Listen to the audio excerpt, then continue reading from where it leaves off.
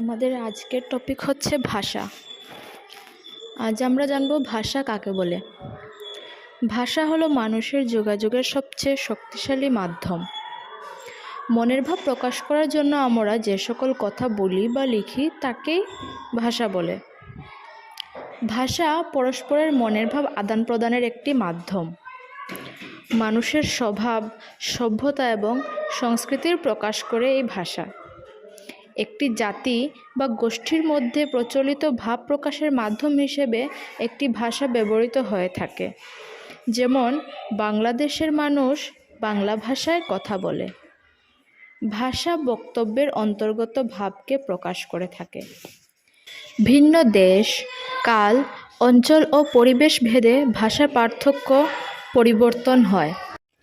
এখন মনে করো আমি কাউকে কিছু বলতে চাই, আমার মনে কিছু কথা আছে যেটা আমি আরেকজনকে বলতে চাই, বা মনে করো আমার ক্ষুধা লেগেছে, আমি সেই কথাটা কাউকে জানাতে চাই। তো সেটা আমি কিভাবে জানাবো?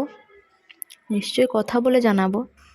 তো ওই যে আমি আমার ক্ষুধা লেগেছে সেই কথাটা আমি আরেকজনকে জানাবো, আমার মনের কথাটা জানাবো, সেটা জানানোর জন্য আমরা যে সকল কথা বলি সেটাই হচ্ছে আমার ভাষা। আমি যদি বাংলাভাষী লোক হই তাহলে আমি বাংলা ভাষায় বলবো। আমি যদি হিন্দিভাষী লোক হয়ে থাকি তাহলে আমি হিন্দি ভাষায় কথা বলবো।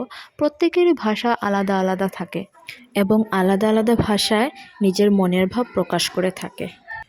এখন জানবো আমরা ভাষা কয় প্রকার। ভাষা হচ্ছে দুই প্রকার: মৌখিক বা কথ্য ভাষা এবং লিখিত বা লেখ্য ভাষা। মৌখিক ভাষা হচ্ছে মনের ভাব প্রকাশ করার জন্য আমরা বাকযন্ত্রের সাহায্যে যে অর্থবোধক ধ্বনি বলি তাই মৌখিক ভাষা।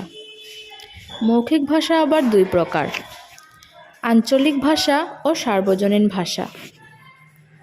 লিখিত ভাষা, যে ভাষায় বিভিন্ন সাংকেতিক চিহ্ন ব্যবহার করে মনের ভাব লিখে প্রকাশ করা হয় তাই লিখিত ভাষা। লিখিত ভাষাও আবার দুই প্রকার: এক হচ্ছে সাধু ভাষা ও দুই চলিত ভাষা। আজকের ভিডিওতে আমরা ভাষা এবং ভাষার প্রকার সম্পর্কে আলোচনা করলাম। আগামী ভিডিওতে আমরা সাধু ভাষা এবং চলিত ভাষা সম্পর্কে বিস্তারিতভাবে আলোচনা করব।